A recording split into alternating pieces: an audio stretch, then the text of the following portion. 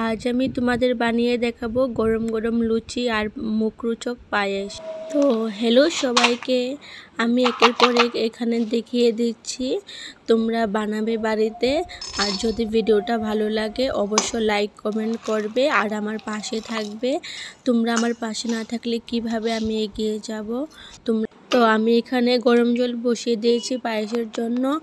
আর একটু গরম জল নিয়ে দুধটা গুলে তারপর এটা ডেগের মধ্যে যে গরম জলটা হয়েছে পায়েসে এটার মধ্যে ঢেলে দিয়েছি। আর একটু নিয়েছি যদি কম হয় তার জন্য, নিয়ে ওইটাও মিশিয়ে নিয়েছি। এদিকে চালগুলি ঘি দিয়ে মেখে একটু ভেজে নিয়েছি।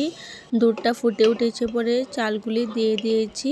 তারপর একটু নেড়েচেড়ে একটু সিদ্ধ হওয়ার পর বাদাম দিয়ে দিয়েছি। আর যখন পুরো হয়ে গিয়েছে তখন চিনি আর এলাইচি দিয়েছি। আর এদিকে লুচির জন্য একটা পাত্রে তোমার লবণ নিয়েছি, চিনি নিয়েছি, একটু তেল দিয়ে ফুটিয়ে নিয়ে ময়দাগুলি দিয়ে দিয়েছি।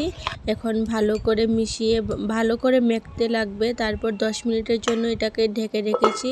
এদিকে কড়াইতে তেল গরমের জন্য বসিয়ে দিয়েছি।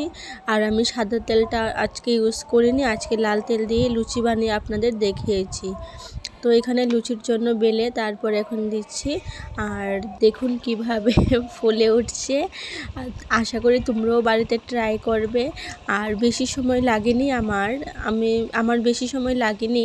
তোমরাও সন্ধ্যার সময় বানাতে পারো। আমি কাল সন্ধ্যার সময়ই বানিয়েছিলাম টিফিনের জন্য। আর দেখো কিভাবে ফুলে উঠছে।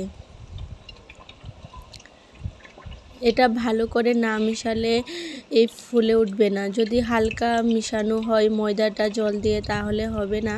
ভালো করে এটাকে মাখতে লাগবে। তো দেখো কি সুন্দর ফুলে উঠেছে। তোমরাও বাড়িতে ট্রাই করো, দেখবে পারবে অবশ্য। আর যদি বাড়িতে চেষ্টা করো হয় এরকম তো অবশ্যই কমেন্টে জানাবে। আর একটা তোমাদের দেখিয়ে দিচ্ছি আমি, দেখবে এটাও ফুলে উঠবে। কারণ আমি সবটাকে 10 মিনিটের জন্য রেখেছিলাম, প্লাস ভালো করে এটাকে তোমার মেখেছিলাম হাত দিয়ে। তার জন্য দেখেছো কত সুন্দর ফুলে উঠছে। এই দেখো, তোমরাও বাড়িতে অবশ্যই বানাবে আর আমাকে কমেন্ট করে জানাবে কে কে বাড়িতে বানিয়েছো এটা।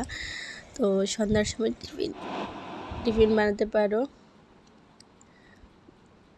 তো দেখো আমি ফটো উঠিয়ে তোমাদের পাঠিয়েছি। আর এখন আমি যার জন্য এত কষ্ট করে এগুলি বানিয়েছি তো ওকে নিয়ে দিয়ে আসি, আমার হাজব্যান্ডকে। নাও, থ্যাংক ইউ।